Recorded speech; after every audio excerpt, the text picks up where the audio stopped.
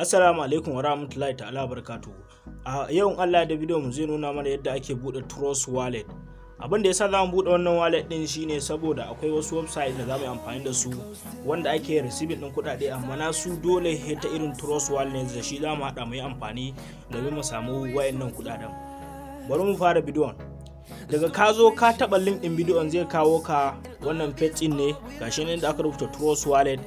Daga ya kawo ka wannan page din gashi nan inda aka rubuta join trust wallet, sai ka zo gashi nan inda aka danna get app, sai ka zo ka danna wurin da aka danna get app din nan kamar haka. Daga nan gashi nan ya kawo mu wannan page din, ya ce mana gashi nan ya kawo mu wannan page din ya nuna mu trust wallet cryptocurrency, sai mu zo mu danna install. Ga nan inda aka rubuta install a nan wurin sai mu zo mu danna kanshi.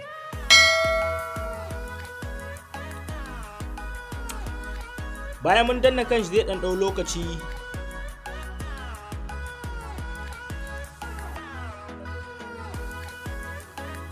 Yau da zaran ya gama gashi nan ya nuno mana open.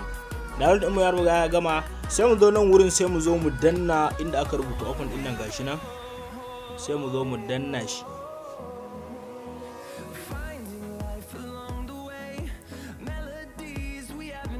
Da zaran ya bude gashi nan an rubuta private and secure, sai aka rubuta private key never leave in your device.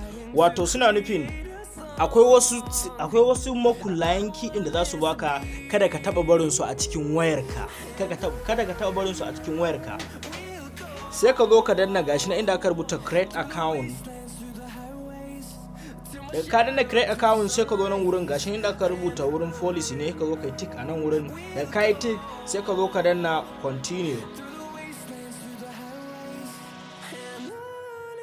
Da ka danna continue gashi nan anan su nuno mana, suka ce mana gashi nan your recovery phrase, write down and copy those keywords.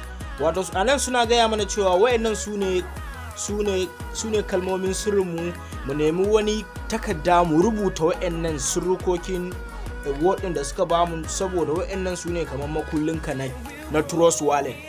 Idan ka rasa su to ka rasa wallet ɗinka. Ko ka yi kofin su ka je ka asa maka su a nuri, ko kuma ka samu paper ka rubuta su ka ɓoye su. Ok, yanzu na riga na nemo paper don rubuta su ɗaya bayan ɗaya, saboda za su ƙara tambaya na a gaba ne domin na ƙara sa musu su.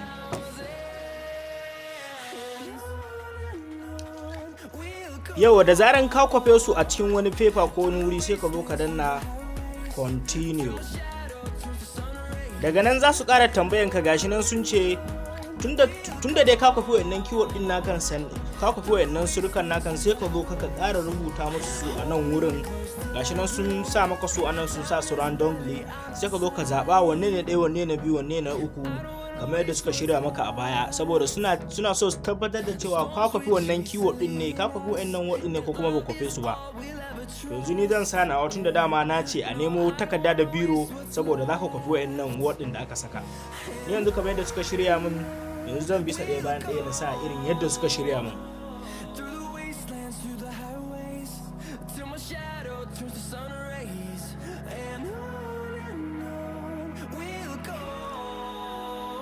Yau ni yanzu na bi su ɗaya bayan ɗaya, na rubuta su ga sunan kamar yadda suka samu a baya. Daga nan sai na zo na danna done.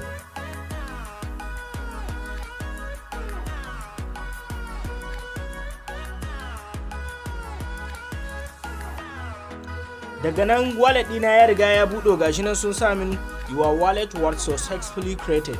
Daga nan kawai na gama buɗe wallet ɗina, sai na zo na danna done. Sai na zo nan wurin gashi inda suka sa push notification, sai na zo na danna enable, saboda ko da an turo mu wani abu ma ta wallet ɗina za su sanar da ni. Gashi nan anan kun ga coin ɗina da suke ciki, kamar irin su Bitcoin, Ethereum da Binance coin, wannan kuma smart chain coin ne. Daga nan ka gama buɗe wallet ɗinka, za ka iya amfani da shi ba wani matsala. Mun gode.